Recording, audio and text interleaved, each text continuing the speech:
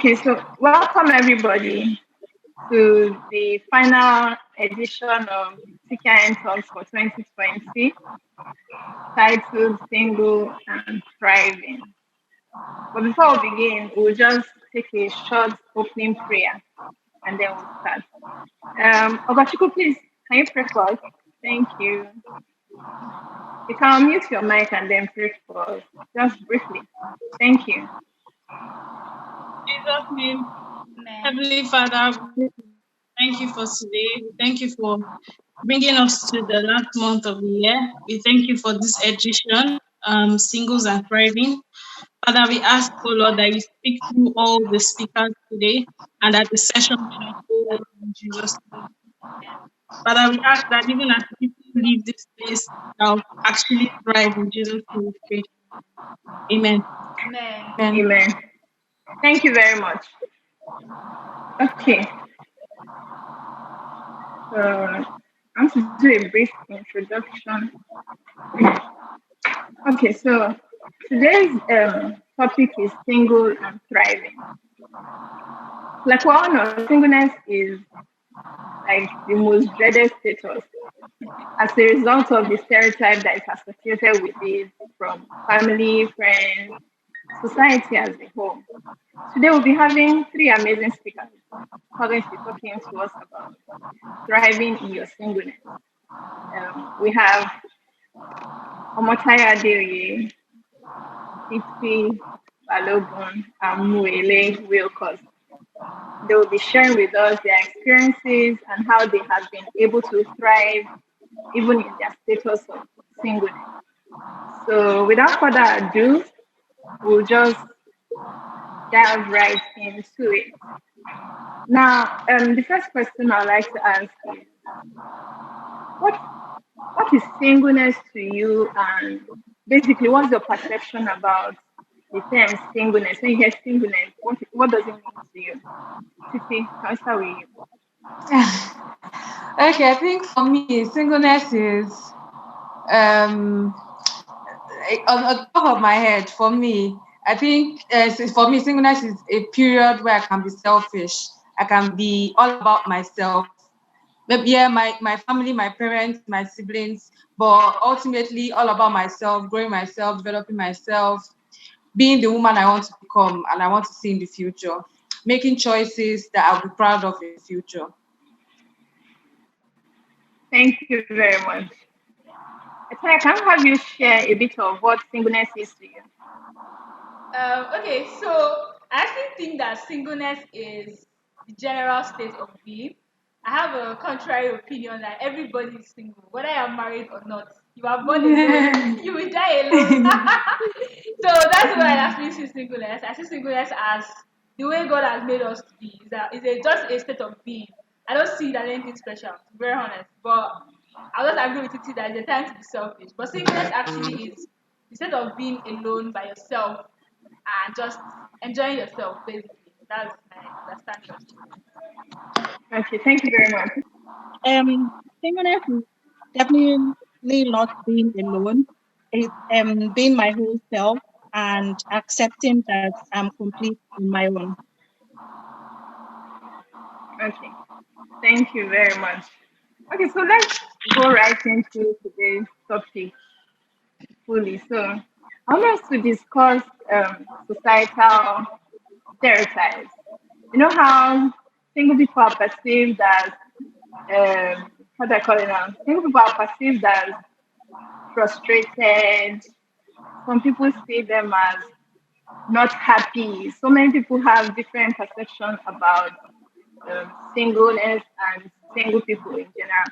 So we're going to be talking about your experiences so far. Have you had any awful experience about your singleness? Like, has anybody made you feel like, oh God, why am I still single? You know, that kind of thing. Can you just share with us? Yeah. Who's going first? Tayo. Why me? So to be very honest, I do not think, maybe because I forgive, I'm a child of God, I want to go to heaven. So I forgive lots of people of whatever they've done to me. I can't really recall any specific situation. But I just think generally, for me, I think it's just general disrespect. People just think that because you are not married, you can't have an opinion. You can't have, okay, in short, I just remembered one. So I think because I preach the gospel, of course. Because you are not married, many times people see you as just one small girl saying something. She doesn't really have something to say. Do you get? I feel like I've had scenarios when people have belittled like my advice or belittled what I preach because how do you know? You're not your marriage. Yeah, don't worry. When you marry, you'll see what life really is. You know that kind of thing. So I've had that Yeah. scenario. Yeah. I've had that scenario as well. But I think that if I'm going to weigh it in terms of pain, I think I've had the most painful experiences with my friends when they get married and then they break up with me technically because they are now in a different yes, they're now in a different season. So I know I've experienced a lot. I'll be like, oh, why did you tell me about this? I don't worry, and I understand like saying you can't understand on this level because you're not married. I'm like, okay. So I think the most pain I've had is from so-called friends that have broken up with me or people that I think that I'm no longer wise or I don't have anything to say because I don't have a husband yet. So yeah. Yeah, okay. Yeah. But how do you handle that? How do you deal with it? Well, first of all, I think in terms of the married friends, one thing I've learned is maybe they were actually not my friends in the very first place. Because I don't think I'm not going to be someone's friend because of a situation that they are right now. I believe that friendship should be based Okay. on joint values. So if I'm your friend, it's maybe because we are both Christian or we are both serious people, something like that. So what I've done is I just let it go. I can't force you to be my friend anymore because I'm not married. I can't do anything about that. I've accepted it, and I now even give my friends that are about to get married, I give them space. Like you are engaged, I'll come and ask you. Are we going to be friends after you get married? I've kind of accepted it. To be very honest, but when it comes to like preaching, one thing I've just done is that the Bible says in the book of First Timothy chapter 2, it says, I think verse 13, it says, don't let anybody look down on you because you are young. Paul was speaking to Timothy. Paul said, do not allow anybody. That means that I have the ability to, how do I put it, control how people see me. So what I just do is that I can't really control people's biases, but I try to not act childish. I try to show that I have some form of intelligence, but I just I know my audience. exactly. I just try to show that I know what I'm talking about. But again, I think for most, you can't really do anything about how people choose to treat you based on a bias. So just I have peace about it. Like if you want to stop being my friend because you are now married, bye. I'll see you in heaven. Yeah. Okay, thank you. Thank you very much. Wait, like, can we have you share your experiences with us? So, I mean, what's been the most hurtful experience for me? I think it's struggling as a professional, because I'm a bit sometimes too focused on my job and like what I do, forgetting that I have other things that I should be doing. Sometimes so I think it's that like striving to get that balance as a single lady and then passing that message across. So like you're in the office, you're in the workspace, they expect you that you're single. Okay, you don't have anything you're doing over the weekend now. You can come in. They expect you Yeah. that you're not you don't have anything after work now. Where are you going to? You don't have Yes. children that you have to go and pick up from school. So I feel like for me, that's something. I won't say it's a struggle because I'm someone that I always put my foot down and this is what I want sort of thing. But I feel it's that unconscious bias that people have towards like single ladies and that expectation they have from us, especially in like the workplace. Aside that, what else would I say? I love to travel, so maybe sometimes if I don't have my friends to tag along, maybe if I had a bay, I won't be begging somebody to say, "Oh, come now, let's travel." Yes. You Come you would together. even like share the bills with me and be like, okay, you know what, I'll buy your tickets. I'll be like, okay, yeah, sure. That's what this is about. So I think it's at times like that when I want to do things for myself and then I have to like either talk my friends and be like, come on now, let's do this together. The good thing is that I've been able to find like community in my friends that despite the fact that some of them, most of them now are married, some of my closest friends out of my circle. but we still have found a way to like balance it. So I also get what Tyra is saying. There are some people that, yes, you may have thought that people are so close, but when they get married, you have to respect yourself that with that whole marriage, children comes like a lot of responsibilities, and it's a conscious effort to say, let me not forget this, my friend, just because she's married. Then I will not now invite her, oh, let's go and see a movie. Still ask. So I think for me, it's just one, the workplace, like balance, making sure that people don't have that unconscious bias and push it on me. And then when I want to do things on my own, that I have to ask my friends to join me and stuff like that. So yeah. Okay. Thank you. Titi, please share with us. I don't think I've had any maybe hurtful experience, or maybe because things don't usually get to me like that. But maybe annoying experiences can be like maybe people want to tell you how to spend your money. They'll tell you, "Sure, you're single now. Wow. Your money to do." That can be very annoying. Like, okay, you say Yeah. they have a share. They say I'm not buying a share. But what are you using your money to do? You're not paying school fees. And Yes. you're not paying school fees, you're not doing this, you're not doing that. So what are you using your money to do? Or they want to borrow money from you, and they feel like you don't have plans for your money. And and this comes from family, from my mother especially. You say, "Titi, go and do this, Titi, go and do that, Titi, go and do this, go and do that." Like, I have plans for this, for my money, and maybe and like Mole said, at work, like they expect you to stay late, they expect you to work over the weekend. Like maybe on Friday, you resume on Monday. They ask you, why didn't you do this? I'm like, I didn't work on Saturday, Sunday, and they're expect so much from you to give up your personal time for work because you're still single. And maybe for losing friendship, I don't think I've not really lost any friend like that. Maybe just one. Like maybe not really lost that, but before we used to talk about everything and anything, but now, like, maybe I don't know if she cannot share her problems with you because I don't have the I'm not range in the to video. understand to understand what she's going through. And maybe people like in friendship, like for your married friend, they expect you to be there 100%. But when you expect them to be there, they come up with excuses, like, and they expect you to understand. I don't know how to explain it, Sha. That's just it for me. Okay, thank you very much. So still on this whole hurtful experiences and all, we're going to be moving towards pressure. You know, when you get to a certain age as a single person, if your family does not pressurize you, sometimes you even give yourself headache. Like, oh, especially when you're almost 30, like, hey, I'm about to be 30, oh, I need to get married, I need to do this. Now start taking stock of your life. Everybody around me is married. What's happening to me? My mates have 2 children and all that. So now, how do you handle pressure? It could be self-imposed, it could be family, friends, and sometimes they mean well for you, but really they don't know that they are crossing the bounds with you. But how do you handle? Have you experienced it first of all? And if you have, how have you handled this? Muele, please, I want to start with you. Okay, I was just laughing at the chat that Rejoice put in the chat room where she said that she has two families sitting on that already. Yeah, I mean, of course, I feel like every one of us may have experienced it at one point or the other, especially the age group that we're in. So it's expected that, okay, oh, your friends are getting married, oh, you, what's next now? You're just pursuing things, you're just doing your own thing like that, like you're a bado. So have I had family actually come out?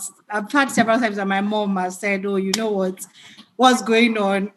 Especially because after my last relationship, she still knows the person that I was dating, so she's still like, "Oh, what's going on? What's going on with the both of us?" And we're still friends, so she's always like, "Oh, what's going on? What's going on? What's going on?" And she still tells everybody that we're dating. I'm like, "No, we're not dating. We are no longer dating."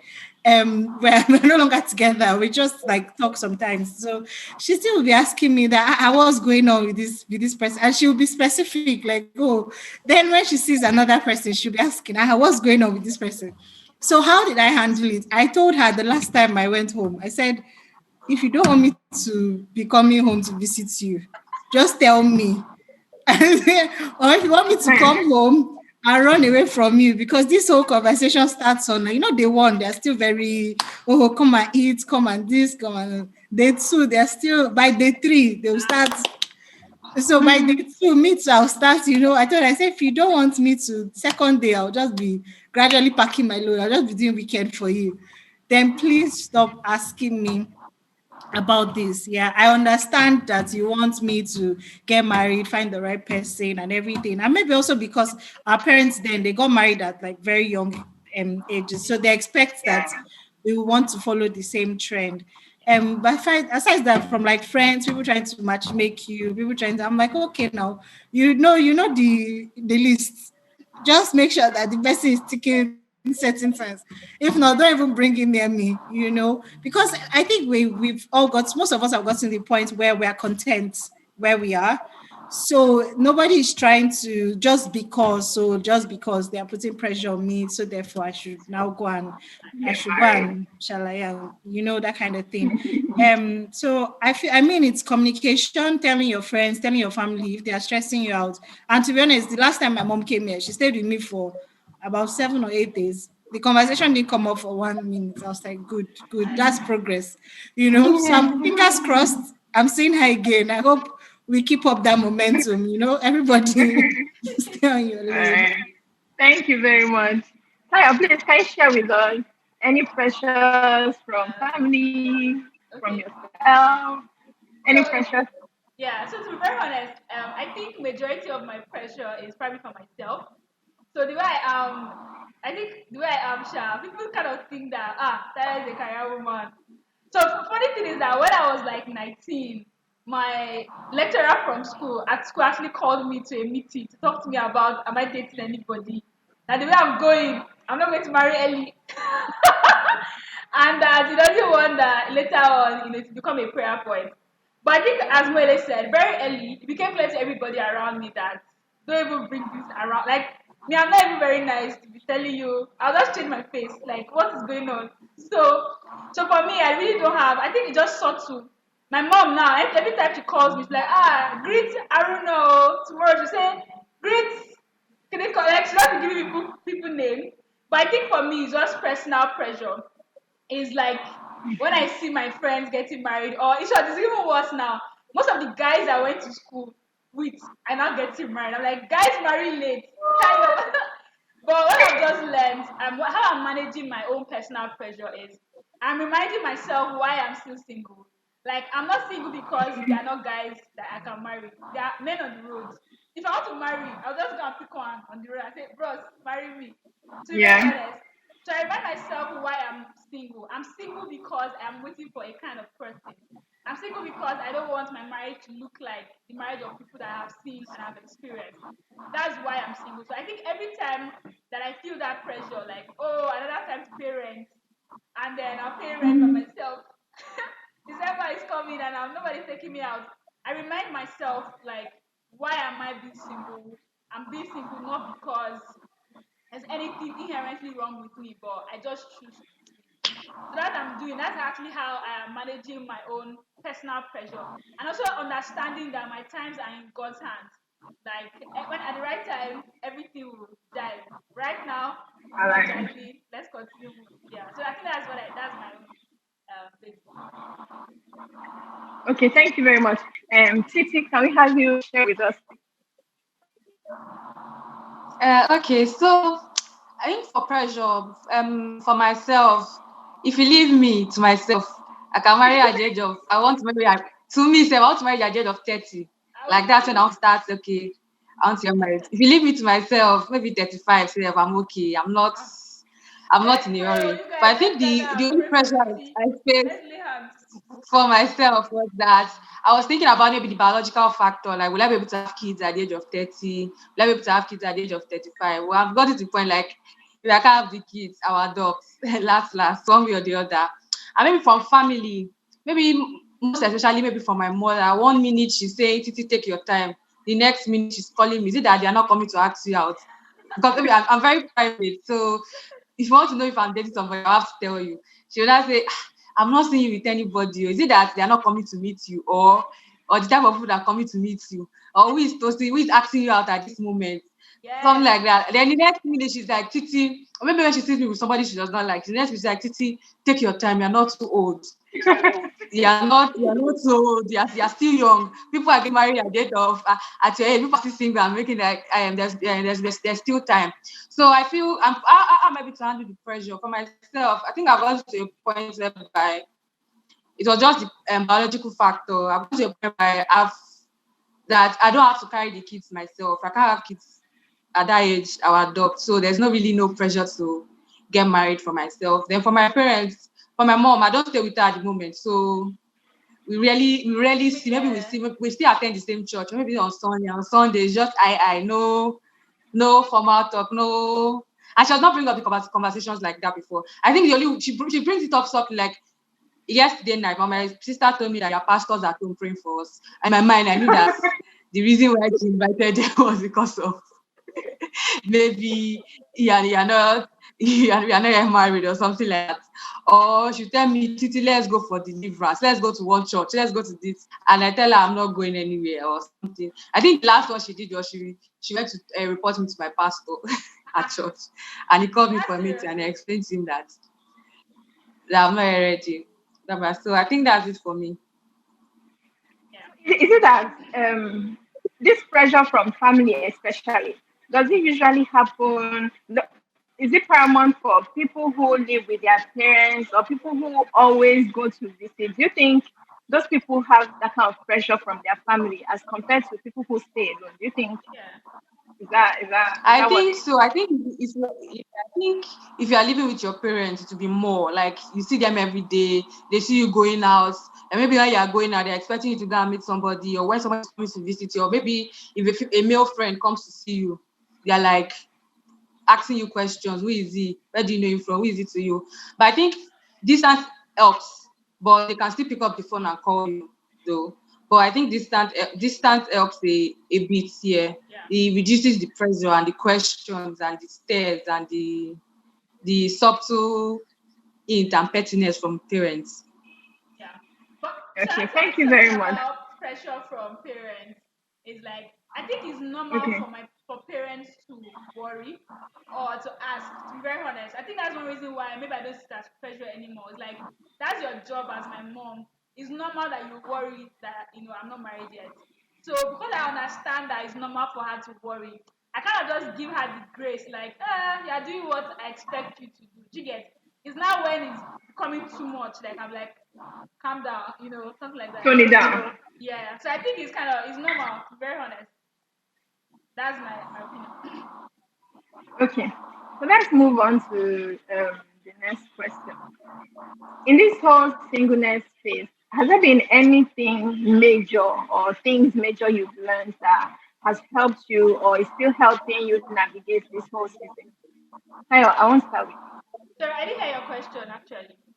Okay, so I asked, in this whole singleness season of yours, have you learned things or something? It could be a thing, it could be some things that you've learned that is helping you manage the whole maybe pressure from people, reaching your own self, the goals you set for yourself.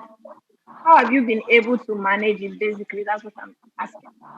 Okay. I think the major lesson for about sickness I have learned, and I actually learned this lesson in 2019, and I think this lesson as well. There's something that I saw a Ebere mention in the chat box that I think is aligned.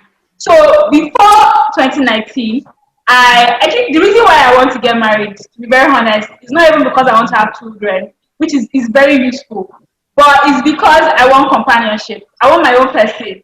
So anyway, I understand you. I want someone like mine that the person has no choice but to listen to me. Like when to your friends, for example. If I want to go hang out, I can come to her and say, let's go out. Many times she will agree with me.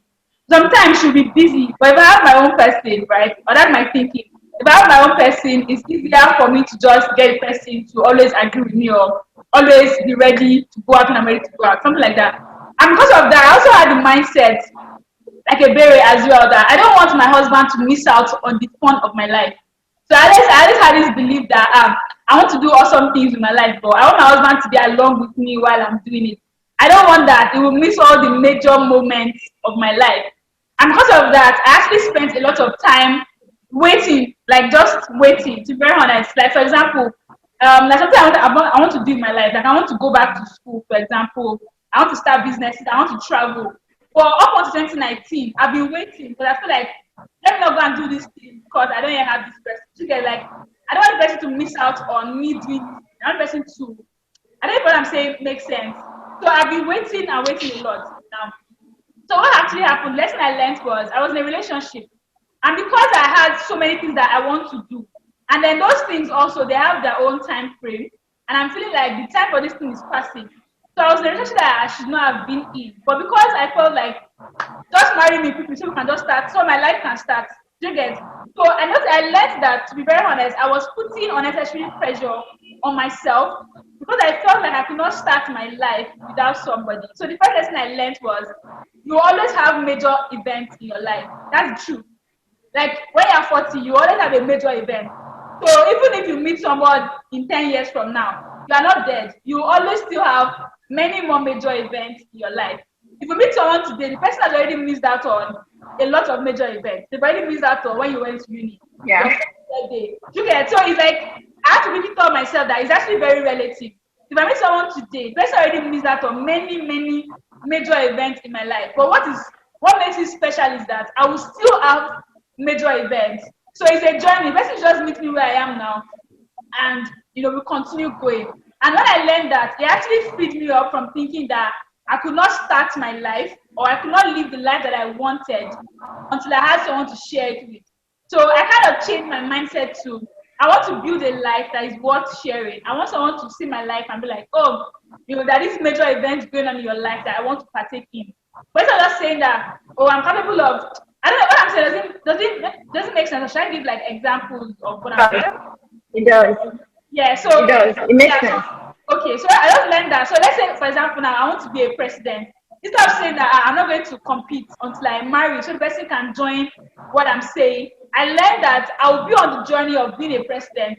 If I meet the person before, all right. If I meet the person during, but I want to be in a position where someone from the outside looking in can be like, oh, this lady has an interesting, enjoyable life that she enjoys, and the person can join me in.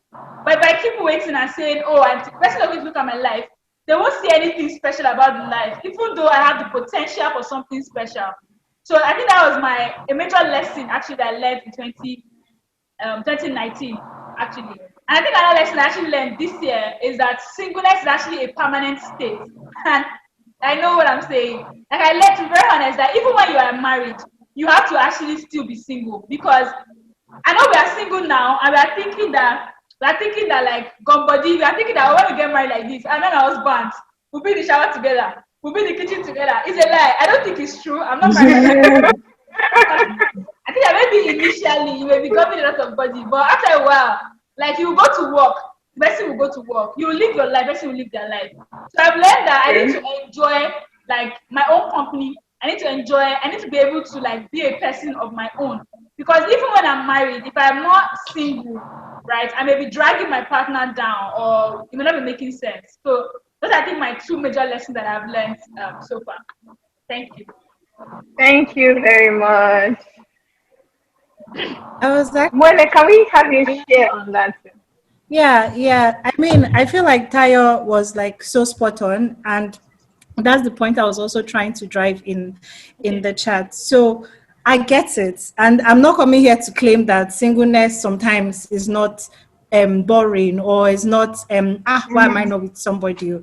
I do get it, but then I remember there was something my family friend sent to us over the week, during the course of the week, and it was a lady. I'm not on Twitter, but I think a lady posted something about a guy that asked her something around if she would date someone that is someone that is struggling, and he was rich. And he asked her if she would date a struggling guy, and she said something like, "Oh, never," or something. I'm not on Twitter, so I can't really remember it exactly. But this conversation just got me reflecting back on that post. And I would just like to ask every one of us, like in the chat box, would you date a struggling guy? Maybe just be dropping your answers. No. No. So now let's just put it in context of what we are speaking about today. So we are single, yes. But while we are in this season of waiting, what are we doing to make ourselves fit for the person that we want to get married to? How would we feel if we meet our future partner and then he was also waiting?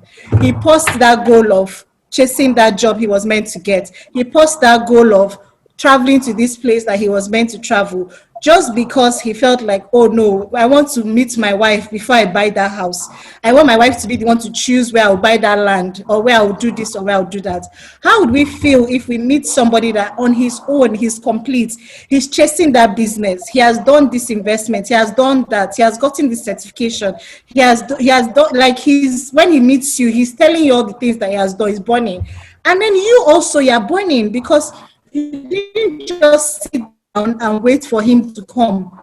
You were also burning, like you were flaring, you were going about your life, not waiting for him to come. I feel like a couple of us may struggle with that, like accepting it, because we have been a bit numbed in the way that we're conditioned that way because it's how we saw our parents, so we can't blame ourselves. Like, we know we met our mom and our dad, they started dating, like maybe they had us when they were like 20 or 25 or 30, so we know that, okay, they grew up together. We hear our mom saying, oh, I suffered with your dad when he didn't have money. Yes, but it doesn't have to be the same for us. So in our season of waiting, what are we doing? What is that thing you want to chase for yourself? How much money do you want to have in your bank account? Chase it. That guy will meet you maybe chasing that money. You don't also know whether he's in doing XYZ that you meet him. And I'm not saying that in waiting we will not meet, like not doing anything, you not meet somebody. You may, we don't know where God is going to bring our partner from. But I just feel like we can't pause ourselves just because we are in our season of waiting. And I think one of the lessons that I also learned that, like, just on my own, like when I think it was a couple of years ago when I lost someone, and it just made me also reflect back, because we find out that we are working, we are saving. So where are you saving the money to go to?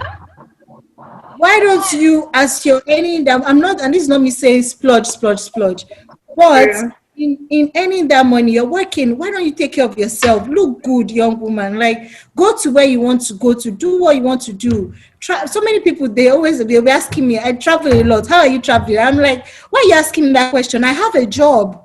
And travel is a priority for me, so I do it. Don't Yeah. come and ask me Yeah. how I'm doing. No.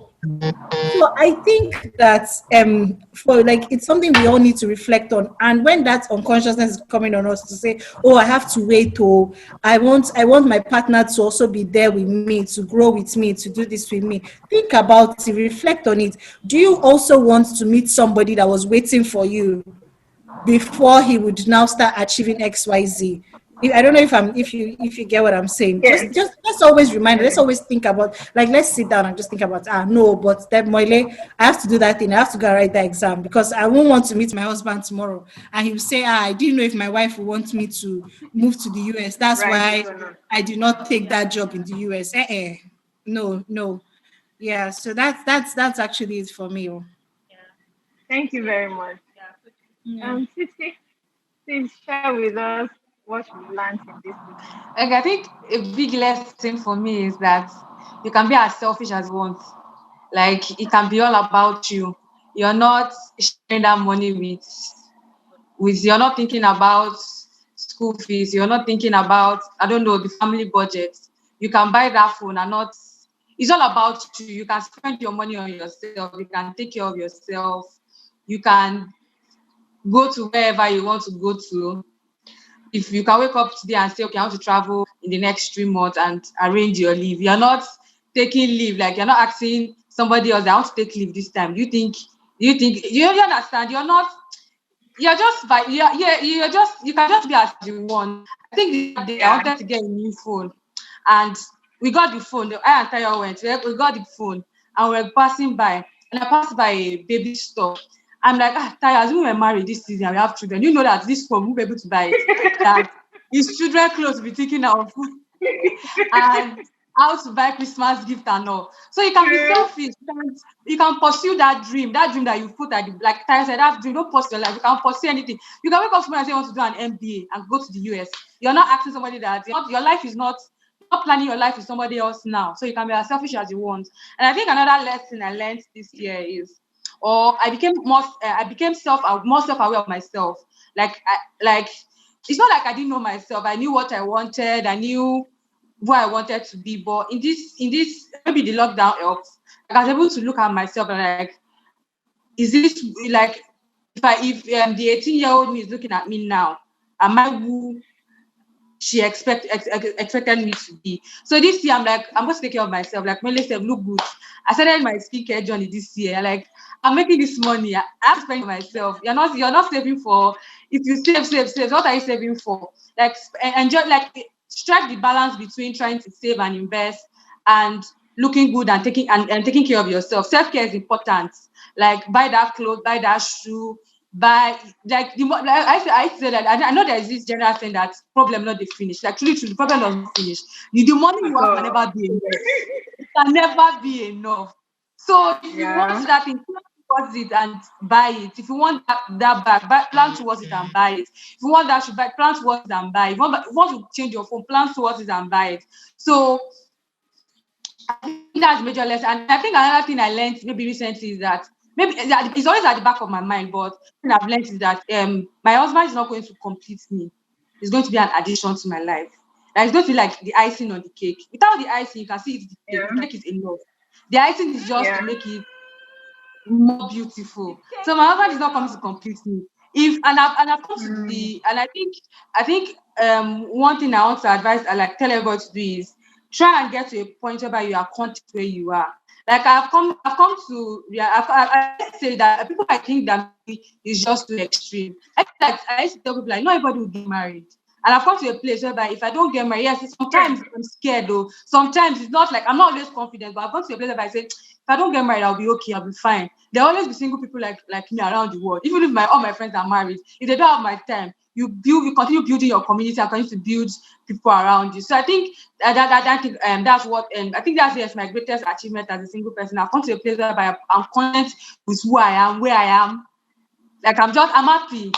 There's joy and there's fun. Thank you. Thank you very much. If you permit me, I was also, because when I was like, when we were preparing for this, there was a verse that I actually read, and it was Romans 15 verse 1, where we're all being reminded not to tear one another down, but instead like strengthen each other. So I feel that sometimes we've because we are conditioned this way, we know that we are all struggling individually. So I may know at some point that just for an example, Titi is actually so quiet this period. Though, is Titi in that season of where's my man?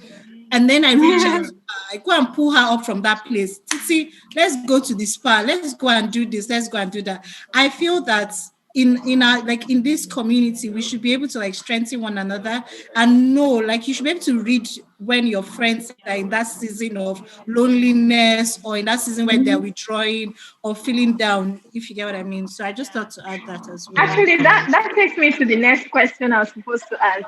I was going to ask about community. Do you think it's important to belong to a community in this season of your life? When you want to get to a certain position, you tend to join some networks so that you learn things from them. But single season is quite different. It's unique, actually. So I'm wondering, do you guys think it is important for us to belong to a community in this season to help, how they say iron sharpens iron, to help you with companionship and all? Do you think it's important, and why is it important? Yeah, I think for every phase in life, community is important. You can't be an island. No matter how I'm somebody, and this is me. This is coming from me that I'm a loner naturally, but you need people. I enjoy my own company. I can see that I can be alone at home, and if there's food, there's lights, I'm fine. Yeah, I can, and you can be in the house with me and you not see me like maybe for 2 days or 3 days or even a week. I can be all by myself. But I feel community is important in every phase of your life. Whether you are single, you are married, you are even as children, we had our own you had your own community. You hear of maybe new parents in our generation. I'll say, oh, my child is the firstborn, the only child. I don't want her to be alone. I want her to be able to socialize. And they take you to the Yeah. maybe playground. They invite other parents to bring their kids so that, do you understand, so that they Yeah. can play together and socialize. So I feel that in every phase of your life, your community is important.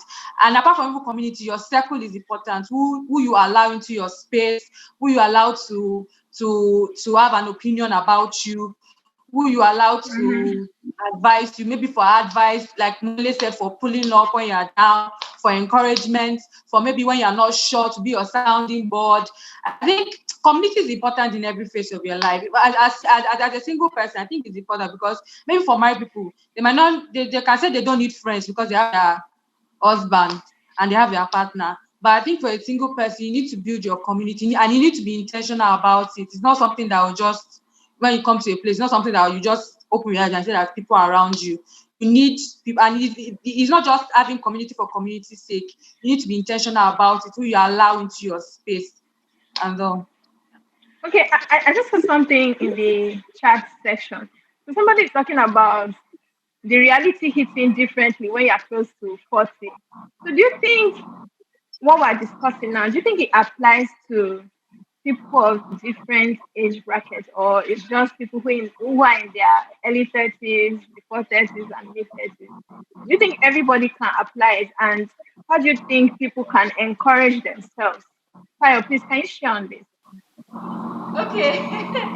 Okay. So I saw the comments. I think what I'm going to say, and maybe sorry if I'm not answering your direct question, but I'm going to just look at it as let's think about it in general.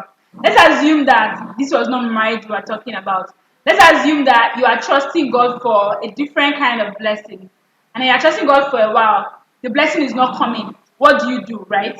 I think first of all, what I would say is, why do you want that blessing? Like, why do you actually want to be married? And then I'm saying this, to be very honest, I'm saying it very humbly and very carefully because I don't know, I'm not close to 40, so maybe I may not understand. But again, I've trusted God for many things that I've not gotten, or I'm still trusting God right now. I personally wanted to get married when I was young. I'm one of those people that I wanted to get married when I was like 20, 21. So I've been on a journey for a while. I think the question is why. Is like, why do I want this thing? When you go back to the general purpose of this is why I want to get married, remind yourself that this is why I'm still waiting. This is why I want to get married. This is the reason why I want this blessing. And then if you are trusting God for the blessing, I'll just say like trust God. So your question, Ogechi, is can what we are saying now, does it apply? I Mm. think yes. I think at any age of life that you are in, you need community. At any age of life that you are in, you should not be waiting. Your life should not be paused. At any age of life that you are in, you should be living your life very deliberately. So yes, you are not married, but how are you still living the remaining part of your life? Build a life you are comfortable in. Build a life you don't need to escape from. A life that, single or no single, I like my life. I like where I'm working. I like my friends. I like my church. I feel like if we surround ourselves with, if you build a life that you're generally okay with, yes, that companionship of a husband, nothing can feel it. You get, a friend can still not feel it, but it makes it easier. It makes you, I don't know, Chad, I think it makes it easier. So, what we are saying, does it apply? I think the answer is yes, it applies. If you are, and see, I have a contrary opinion. If you are close to 40 and you desire to have a child and you're not married, adopt one. Like, adopt a child. Or if you have a friend that just got No, married or you that's know, very valid. Yeah. that is it. I think for True. me, I'll just say like create a life that you are comfortable with. If right now you want to have a child, but you are not married, don't be a baby mama. Please, we're Christians. I don't agree with baby mamaism. But adopt a child. If your friend has a child, babysit a lot, be a godmother. Like, I feel like there are many ways in which you can fill your life with a lot of all these things that maybe yeah. a mate can bring to you. Yes, you may still go home, you may not be having sex. If you are a Christian and you are waiting till you get married to have sex, nothing is going to fill that sex void. Let's just keep it straight. Nothing will nothing will fill it. Like, masturbation is a sin, all that, nothing will fill it. So I can't really answer that question. But the God of Paul and the God of all the people in the Bible, they will help you. But I think that instead of other things, there are other ways in which you can feel it. But I think that at that age, the major thing you need to do is build a community and then build a life you love. If you love your life, it just makes it a little bit less difficult to be faithful. Sorry, to be single. I don't know if I spoke. Forgive me if I misspoke. But yeah.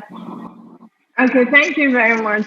Mwele, can you share with us the importance of having a community in this season, if you think it is?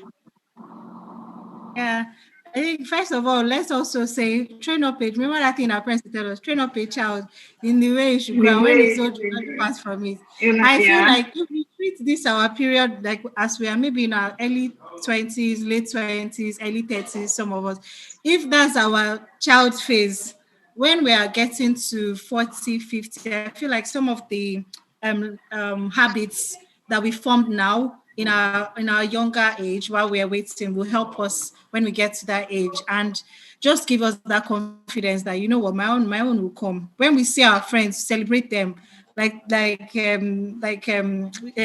rightly said, like go and carry their children and everything. For me, I'm very big on community, right? Today I'm this why I'm also here because of community. I'm here because of the K.I.N network and the fact that I love the community, right? I'm so big on community. I'm so big on like my friends, and I would sacrifice a lot just to be there for my friends. And I'll take it back to what I was saying earlier in the group and when we're chatting on companionship in the group. My friend has an exam live and she's been studying for it. Now she's in a different time zone in Canada. And that what that means is that when she's trying to study, I'm meant to be sleeping, right? But throughout last night, I was up with her studying. I wasn't talking, no. She just needed company. So she needed somebody to be on the phone while she was studying. So I stayed there and I'm just there and I'm nodding off. She's like, Meli, are you sleeping? I'm like, no, I'm not sleeping. I'm very much awake. Right, that's something that I probably would do if I was in a relationship with someone, right? I would do if he says, oh, stay awake, we need to study, I would do it.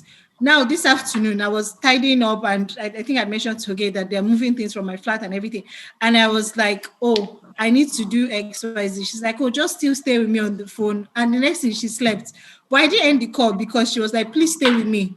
So she was on my phone sleeping and I was doing what I was doing, right? And just before I joined this call, I had to tell her, and that's where communication also comes in. I'm like, oh, that my meeting, I told you I have to join. I have to go offline now, but I'll call you back once we're done, just so that you're on the phone. I feel like we shouldn't just think that we can only find companionship in our partner or spouse. What we want, what we yearn for, if we give it to other people, we would get it somehow. And let's not be expecting to get it all from one person. So I have so many friends, like, and I know that I go to them for certain things. If I want spiritual upliftment, I know where to go to. If I want the one that will tell me that, oh, my lady's hair that you're wearing is off point, I know my friend I will go to and be like, oh, babe, this hair is it nice? I want this hair. We have different people for different things. Now, would we find all of that in our spouse? Maybe, maybe not. Maybe But not. when we Yeah. accept the fact that we shouldn't even expect that from one person because we may not also have that capacity to give it to give it to one person, then we would spread our arms and support people in the way we can, like grow our community, support people. If you know that your own strength is being the hype woman at your friends' events or hyping them when they have a goal they're chasing, be that person for and like be 100 and in fact 1000% for that person. So build your community, but don't think that you get it all from one like group or One one person. community.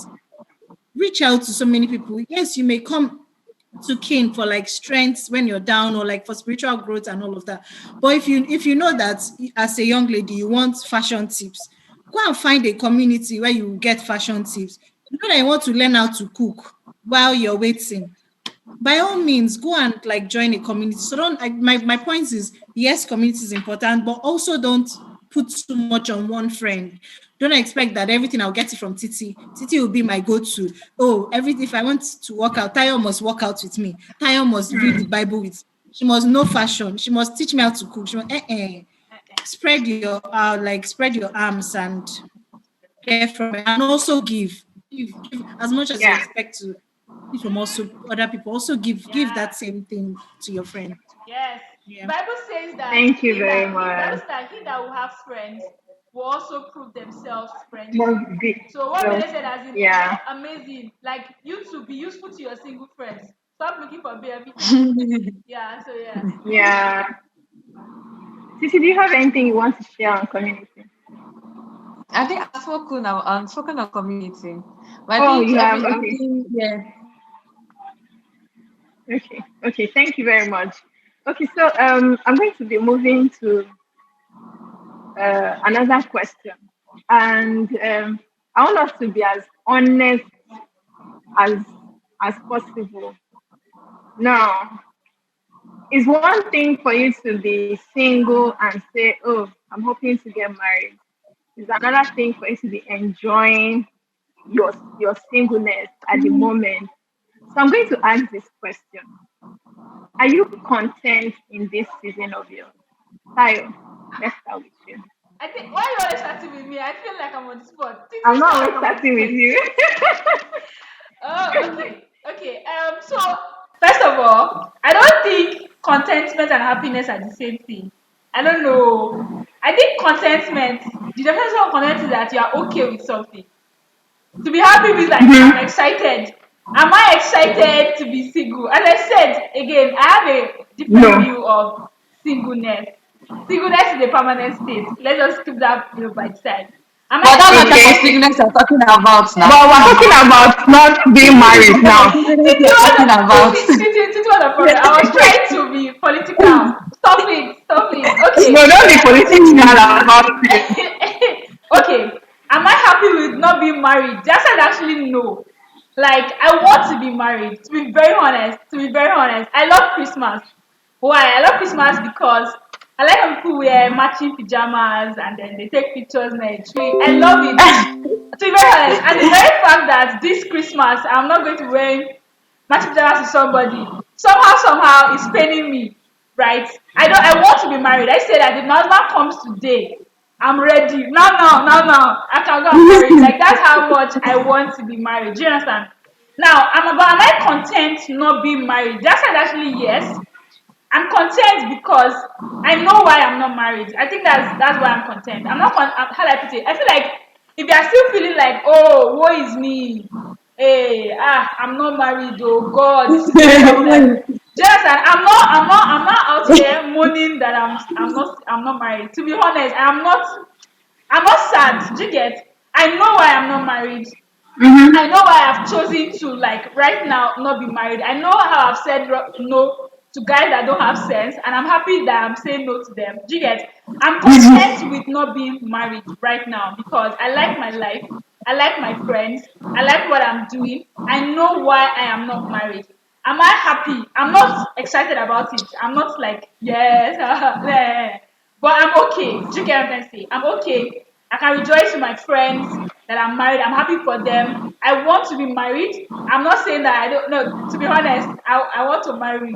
Let's not even look at ourselves. But I'm very content. I like where I am in my life. But I'm content, I'm excited, I'm happy. Any positive word. I am joyful.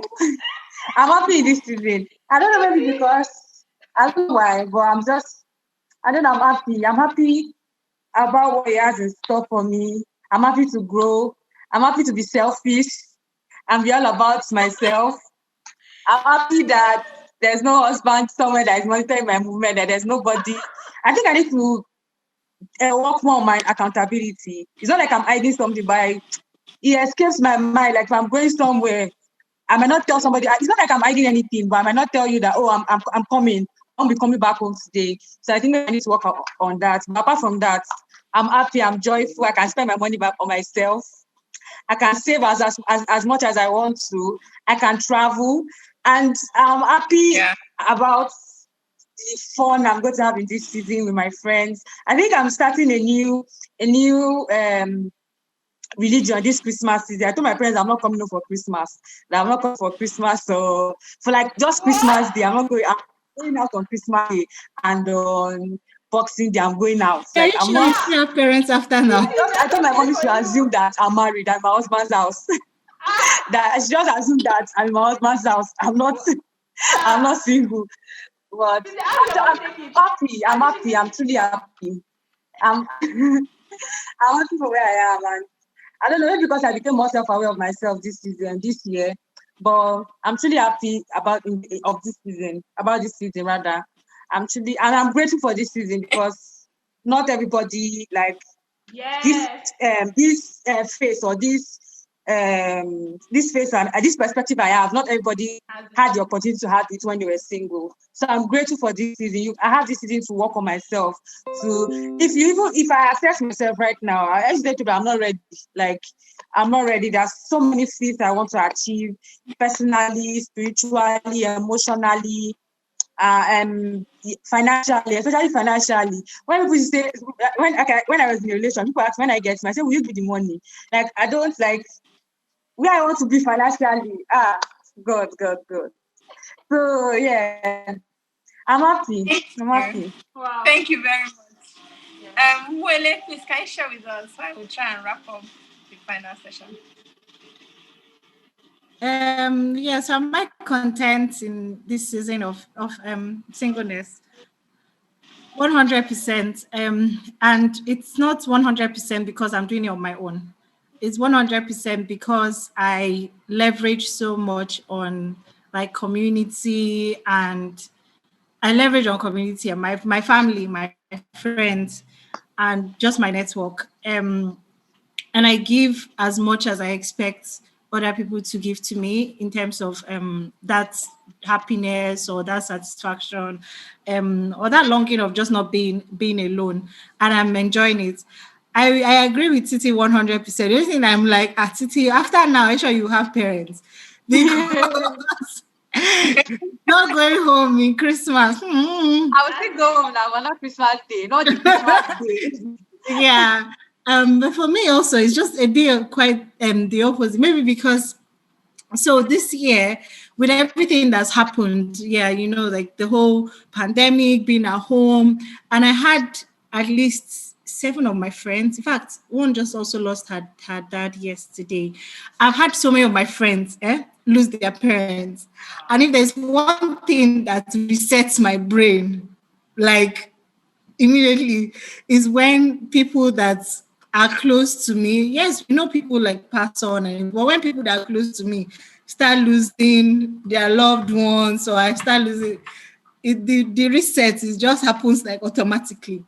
And so because of that, I decided that this season, the next one year is my time of spending time with my family, my friends, being present here. I can do things like virtually, but I want to be with them. I want to go. I want to, But while waiting, I have done so much on my own. I travel. I think I've said travel like 100 times on this call. I travel. Like travel is such a big part of me, and the fact that I don't have to, I mean, it would be nice to have Bay with me going on that vacation and all of that. But the fact that I don't have to wait for when our leave will sink, or when he doesn't have that meeting that will bring us that money, I think I've enjoyed it. Um, taking decisions. Sorry, Bidun.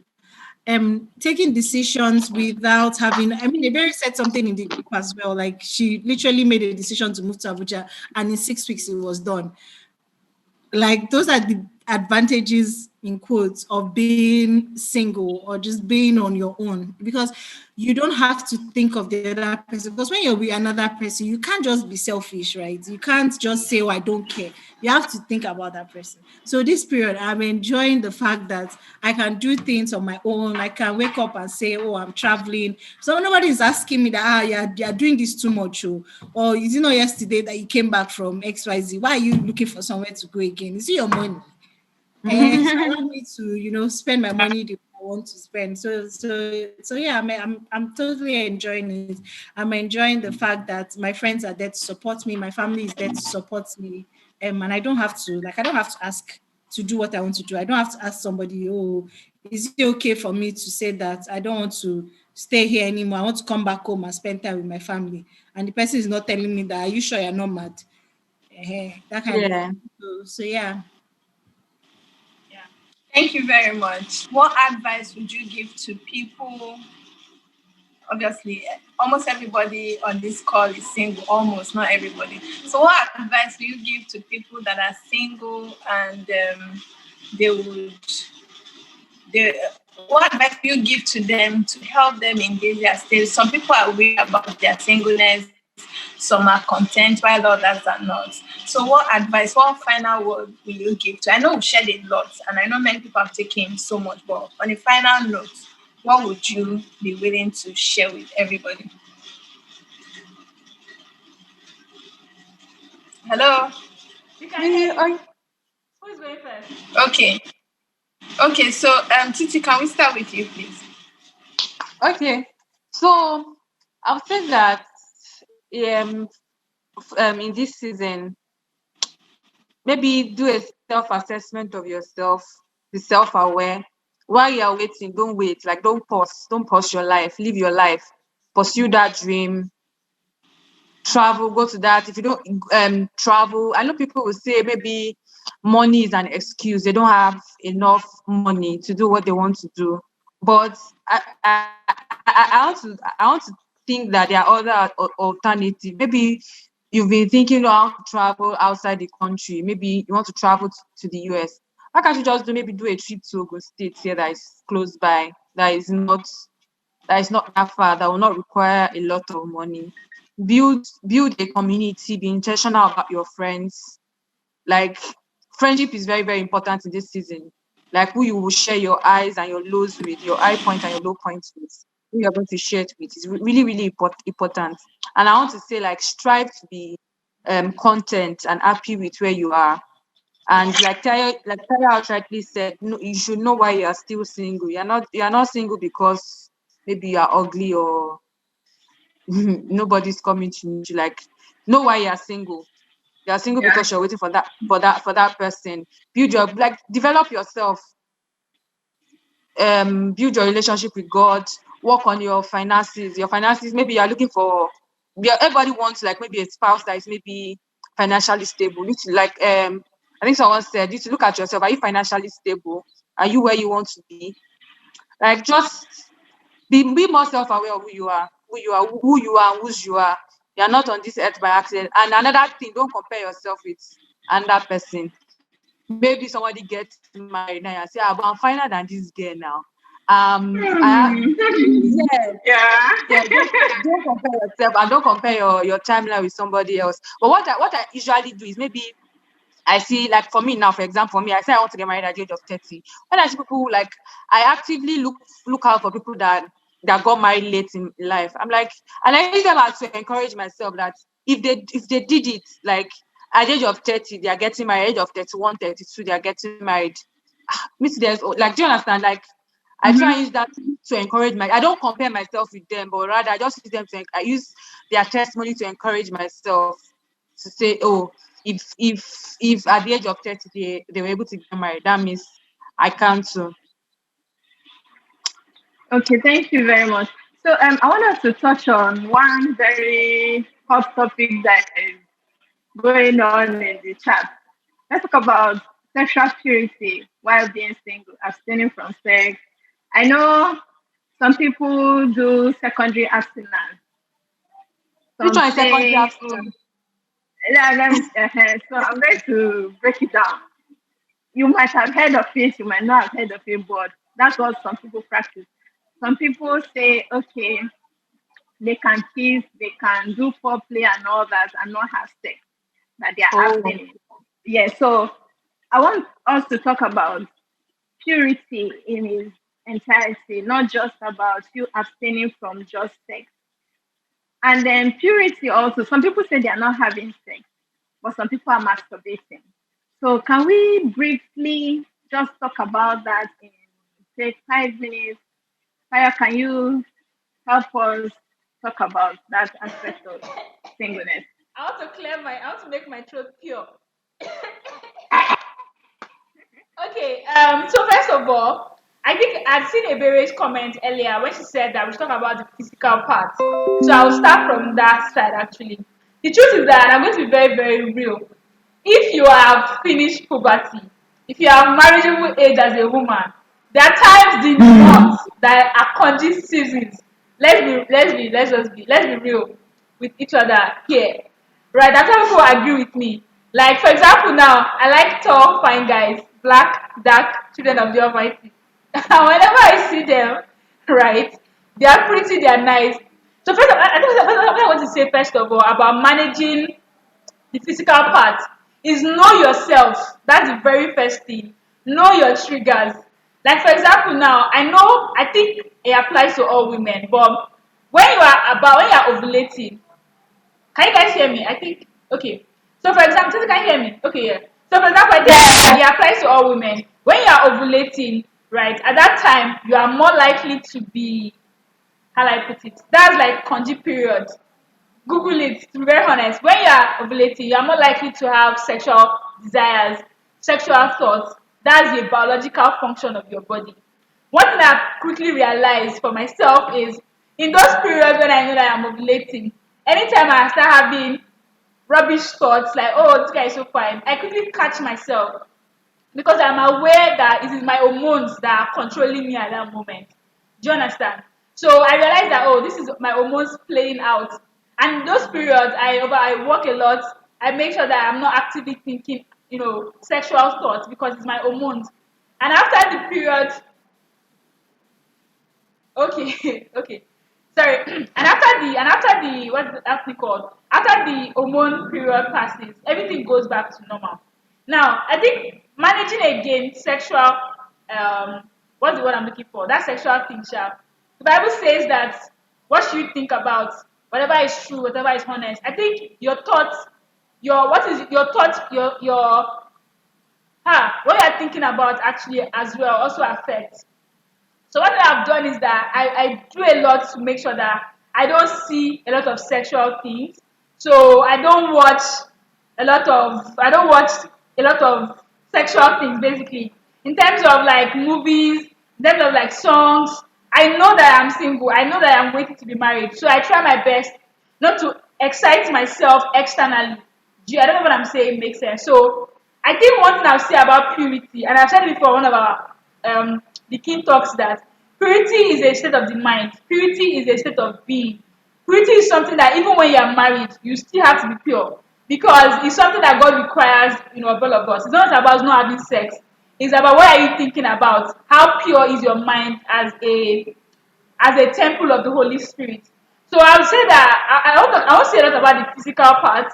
I'll just say Okay, I'll just say that your mind, like you need to actively be thinking the right things. Stop feeding yourself sexual content. Stop watching movies that are heavily full of sex, full of a lot of petting and all that.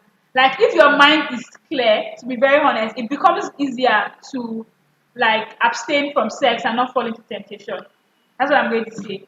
I don't know, Titi or Mo, do you want to say something? I think I think first of all, I want to say that it's normal.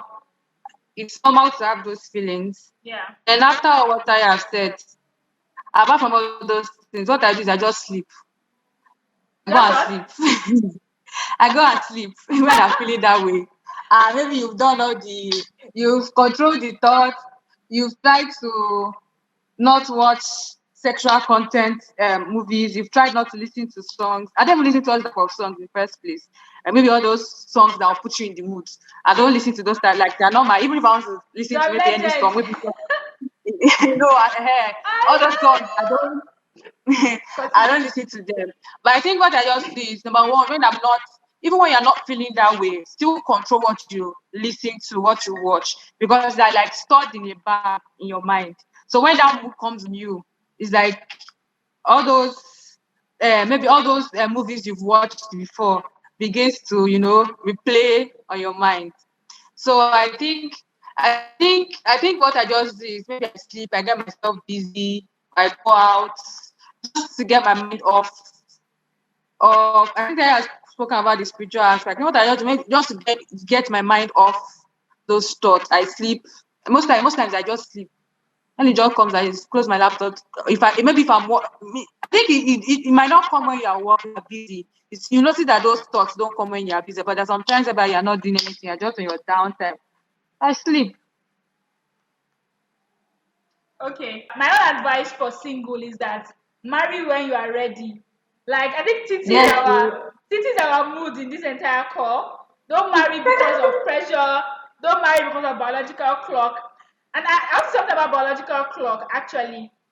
I listened to a poem by Genetics one time, and he said that, see, you guys, God is the owner of time, God is the controller of time, God is the controller of your biological clock. You yourself, you are not in charge of your biological clock. If you marry before a biological clock, you can marry today and not have children for the next 10 years.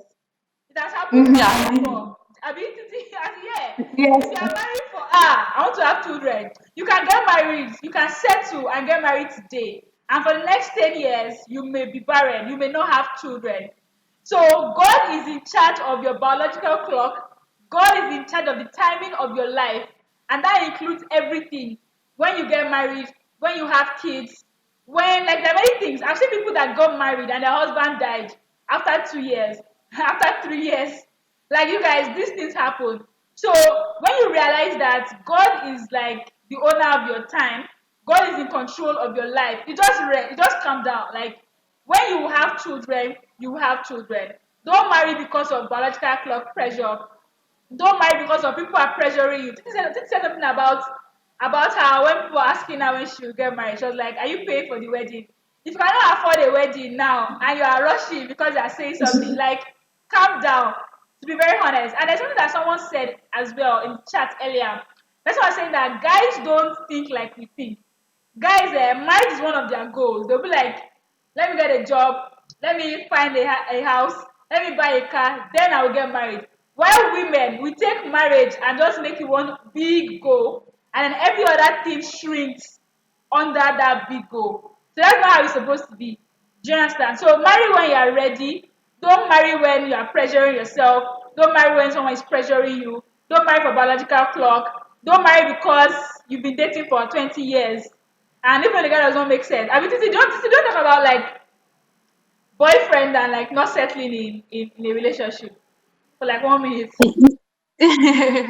Yeah, I think it's important to, I think first of all, not even not being able to settle is, you know what you want. Yeah. Like identify, not just about, I know people say they have the list, but apart from the list, I don't know, maybe I don't know, they'll say tall, integrity, like what do you want? And maybe what you want is, have you seen any man maybe in your community? Maybe there's a couple in your church that maybe mentors you. Have you seen those qualities Yes, pal. in another man? Do you Okay. understand what I'm saying? Okay. Around you, maybe it might be your father, it might be your uncle, it might be a church member that you interact with closely. It might be a colleague that you interact with closely, so that you'll be sure that your list is not It's coming not from a place unreal. of, it's not coming from your emotion. It's not coming from something that you're just building from fairy tales or maybe from movies you've watched. Yeah. Like, know what you want and be able to tie those lists to people, like physical people that you know and you can see. Know what you want. And when you even get the person, continue assess, like there's continuous assessment in the Yes. relationship. After 3 months, you look at the relationship, you assess.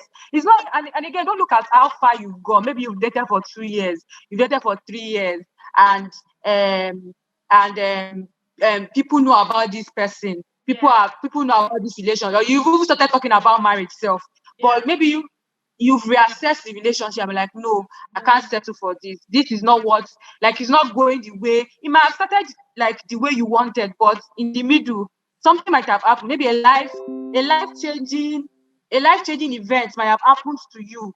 Yeah. Like, maybe okay, okay. This I'm going to be vulnerable now. This is me. Like late last year.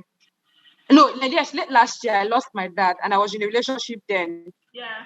I don't know, something happened to me, like emotion. I was feeling a lot of emotions, feeling a lot of thoughts came. Like I'm still feeling them, but I became a different person totally. Yeah. Like from the person that it's not like maybe I became more stupid or but it became like things I didn't just like life did not just seem the way, did not look the way it used to look. Do you understand? Yeah. Like life, like I started seeing life in a different way. So I would be ready for like maybe 1.5 years. I have to call him and say, I tried. You notice the changes. I tried to change. I tried to like maybe it's just a phase, maybe just because of the emotions. But after like 6 months, I saw that it was still not realigning. I had to break it off. So the life, so it might not be like maybe he's not this he's a bad person or something, or maybe he changed. It might be you that even changed. Something like a life changing event happened in your life, and you're like you're not the same person, or something happened to him and he's no longer the same person, and you reassess the relationship and you say that you cannot continue. I advise you to break it off. There's something I should tell you. You have the rest of your life to be married. Don't be in a hurry. If you plan on it, Yes. don't be in a hurry. Like you still have like maybe 20, at least you still have like 20 years at least to be all things being equal. You still have like 20 years to be married. So there's no need to be in a hurry. There's no need to be 20 years of having sex, so calm down. Oh yeah, calm down. And I want to like one thing I've learned is don't give too much of yourself early. Don't give too much. Like when you meet somebody, don't give too much. Like yeah, like this is like if you're like someone like me that maybe the way I express love is act of service. I want to do everything for you. I want to like if you want to know I love you, I will spend my money on you. That you will chop my money. That's where I am. Okay, chop my money. So don't give too much of yourself early in a relationship. Like it's not even like it's not about you're trying to hold back, you're trying to do shakara, but don't just give too much of yourself in a relationship. So like when you know you need to pull back, you pull back. When you know you need to give more, you give more. So when you need to give, like you give more. So I just say, and no matter how long you've gone or no matter how short you've come, it's just don't settle means don't hope that it will change you. Don't hope that you will pray, you will fast, and God, the Holy Spirit to touch him to change his mind. Don't hope that it will change. Don't hope that you pray and fast. Any issue you're seeing now, just know that it's just quarter of what you're seeing now. Yeah. It's just quarter of what you're seeing now. Like when you get into marriage, this issue is going to be amplified. And are you ready to live with this issue for the rest of your life? It does not change. I think that's another thing. Are you ready to live with this issue for the rest of your life? It does not change. If you notice that maybe like whether a red flag or a green flag, are you ready to live with it for the rest of your life? Are you ready to live with this for the rest of your life? Yeah. So I think I don't settle, please. I'm begging you, so that we'll not be doing prayer. You'll not call and giving us prayer points. Please. I'll be fasting for you. I'll be praying. Please. So don't settle. And please always learn to talk to somebody about your issues. Don't feel like as if your own wala is too much. You can never talk to your partner, talk to a friend about your issues, because it might be big, but in your eyes you're not. Yeah, don't. You might feel like it's just maybe just don't say that I'm too much or my own wala is too much. So maybe I'm overthinking it. If you think you're overthinking it or you're underthinking it, talk to somebody else. Let somebody be your eyes. Let somebody be your eyes into the relationship. Like this is the issue. I don't lie because you don't like it. Don't go and quote it so that you try to make the person lead you to your own conclusion. Just be open to the person. Yeah. Awesome. And I just want to say something as well. Like, if you are single and you want to be married, you also have to be deliberate about it. Like, go out, try and meet people. If your social media profile is on private, you are on your own. Remove all the padlock. Remove the padlock from your Instagram profile. Post beautiful pictures. Don't post bomb and everything, but put yourself out there. If you are working in an office, dress well to your office. Your husband could be at work. Go to work, dress well. See, I believe in being deliberate. So if you want to get married, within the confines of spirituality, do your best. Like, take care of your skin, take care of your hair, dress very well, wear clothes that are comfortable in. If guys are talking to, don't be squeezing your face. Yeah, basically. And then Then I'll go say something again about like God. Let's say God lead you. I think maybe if I'm going to conclude, I'll just say that in every season of your life, one thing is constant, and that is God. God is with you. God is with you when you are single. God is with you when you are married. God is with you when you become a mother. God will be with you when you die. Like God should be the single thing that is constant your entire life. So everything we are saying now, pray about it. Pray about your single life. Let God be your best friend. God is the community you need. God is the companion you need. God is the friend you need. So pray about your singleness. Pray about your conji. Pray about meeting people. Pray about every single thing that. Am I stuck? Okay, I think okay. Pray about every single thing that that you can pray about, and let God lead you. I want to also say identify your own issues too, your own personal issues as a single lady. You're not perfect. You're not Very yet. correct. I say that Sissy, stop shouting. your Stop the journey shouting. to Off your mic. you have issues though. Identify those issues and work on it. Don't say that is the one that is at fault. Oh, I'm perfect. I can never be at fault. You broke my heart, or this, you did that, you did this. Yeah, the guy might have issues, but if you have your own issues, you're not perfect. Work on it and try to be better. Like the journey towards completion never ends until you die. So there's a Bible verse that says that he that started a good work in you will continue it until the end. I'm paraphrasing. So just continue working on yourself, get that certification. Me, I'm big on being like balling or having that vex money before you marry. Please get the money, work hard, put in the work, put in the have proper work ethics. Don't be all about man. Get that certificate. That certificate will give you salary. Get it. Other income. Invest Buy your the money. house. If you are Buy in the debt, house. this is a perfect opportunity to get out of debt.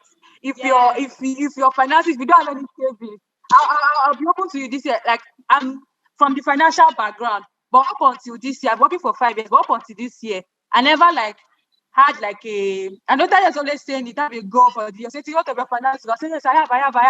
But up until this year, I became more deliberate, like about my finances, like having how much I want to have in my savings at the end of the year, how much I want to have invested, how I want to triple my income, actively looking for opportunities to invest my money in, and surrounding myself too with people that have this plug of when I see somebody that is always investing, always having more money than me, and we're collecting the same salary. I go and tag along with the person though. I like, please, what are you doing that I'm not doing? Seriously, the other that I did this, what are you doing that I'm not doing? And I'm more open about my finances. Like I don't have this, so that people can identify your problem and be able to provide solutions when they have the solutions. Yeah. Thank you very much. I want to leave us with this question. If there was no marriage, you to be happy and fulfilled? Is a major question you should ask yourself and answer. If you're going to be happy, whatever you're going to do that will make you happy, that will make you fulfilled in life. If you are married, just think about what you want to see when you are married. If there was no marriage, will you be that person? Will you be happy? Just ponder on it and do what you have to do to make yourself live a life of purpose. Now, I want to also know that singleness is a gift from God. Maximize it. If you have a ministry calling that God has been putting in your heart, this is a period when you should actually take it seriously. Because when you're married, it's no longer for yourself again. That's when babies will come in and all that. And you might not be focused on doing what God has called you to do. So basically, let us live a life of purpose. Let us live this singleness with a purpose. Let us thrive in whatever we're doing. Thank you very much for joining. See you some other time. God bless you.